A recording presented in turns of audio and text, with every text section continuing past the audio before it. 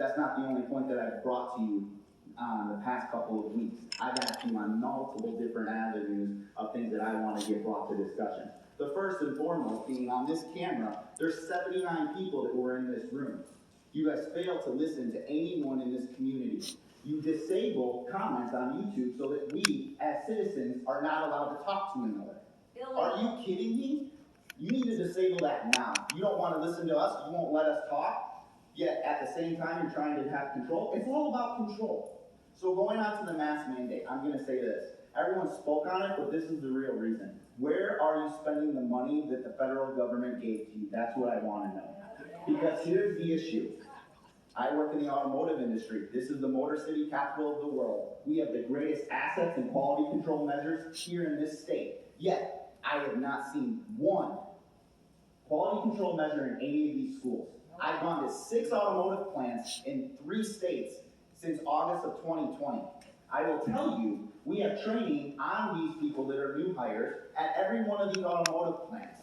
And we go ahead and try to have protocol procedures of their mask requirements. I sat 12 hours a day for an entire week at a welding cell. I had a white mask on. We had a protocol that we had to change our mask every hour because our mask was black.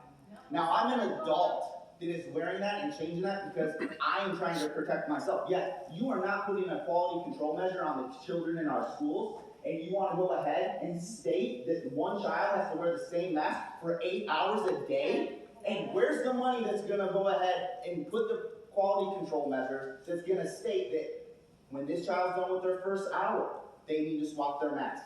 It is not about the mask. It's about the money that you guys are supporting. The last thing that I'm going to say is the lack of communication from this board. There's 79 people in this room. If I raise my hand right now, I guarantee you there's many of them that you guys are failing to respond to. I yield.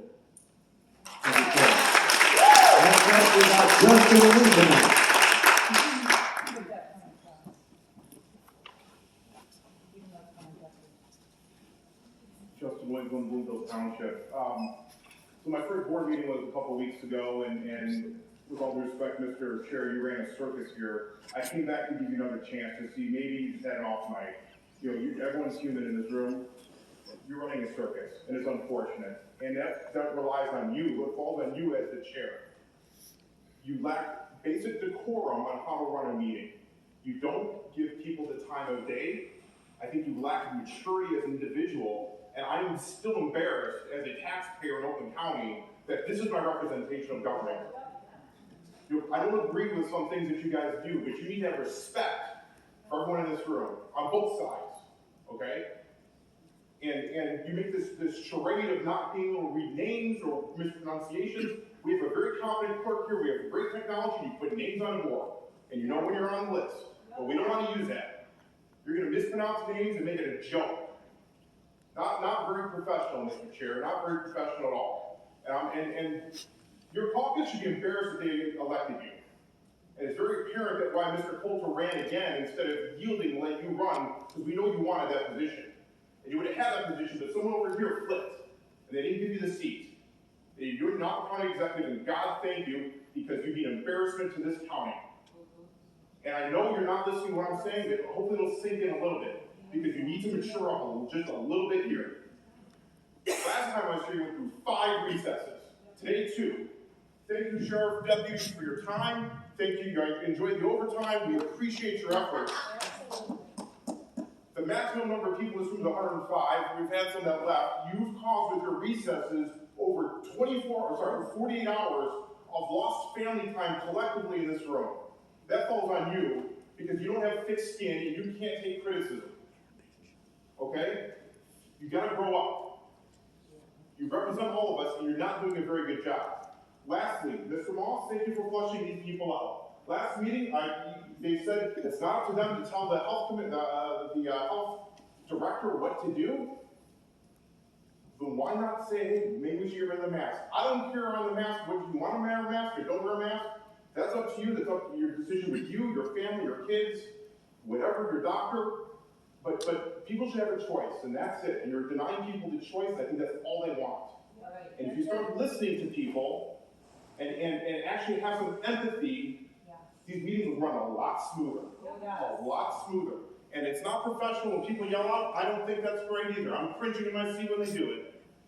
But that's how you run the meeting. If you don't demand the respect, they don't give it to you. So grow up, Mr. Chairman.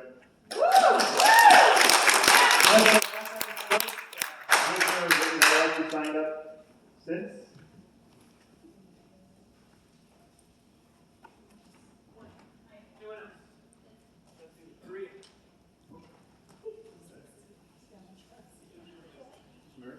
Very well.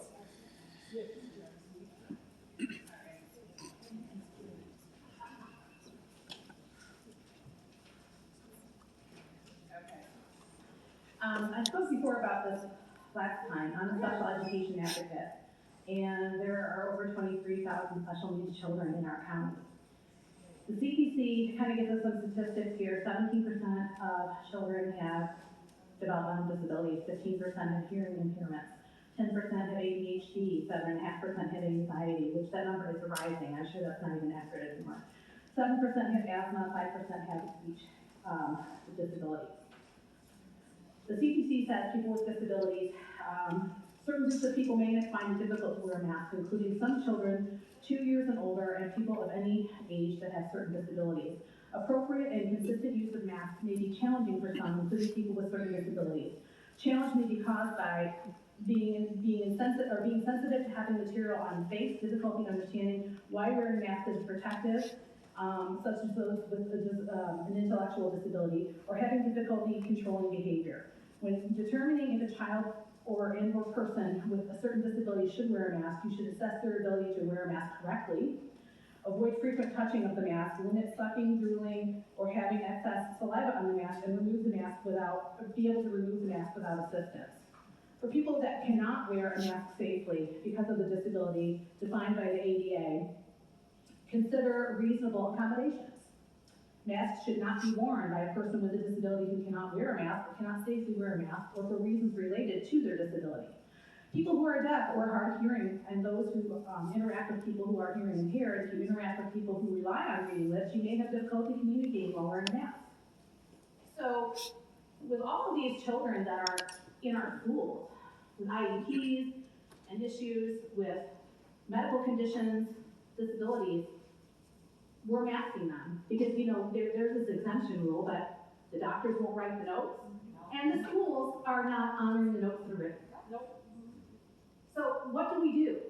These children have protections under the IDEA, under Section 504, and under the ADA, and they're being violated, and it's criminal, disgusting. Basically, what the ADA says that you can not give the appropriate accommodation if the child or the person presents a direct threat. The exception for, that is the exception. So basically a direct threat is defined as a significant risk of substantial harm to the health and safety of others, which cannot be eliminated or reduced by a reasonable accommodation. And determination of that direct threat cannot be based on fear. Okay, so where is the direct threat for a child who doesn't have COVID, who can't wear a mask, and we're going to tell them that they have to wear one, but their disability doesn't let them, and they can't do that, and they can't learn? What are we doing?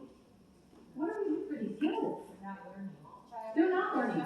Do you know how many people call me and their doctors won't write a letter? Do you know how many people are begging for someone to help them? A news story of mine aired yesterday, Real America's Voice, about this going on in Michigan. Please wrap up your time. Yeah, I'm going to wrap them up here. Will you guys do something about it? Marxism. Thank you, ma'am. For years they had to fight for their rights, and you guys are letting And it you go could on. afford the same amount as anybody else. Your time is up, dude. Yeah. All right. That concludes the second public comment. We stand adjourned until November 10th, our next meeting. We'll call on the chair. Thank you very much, everyone. Good night. Be safe. Oh, man. In 6 months' time, we'll give you a single Democrat seat in here.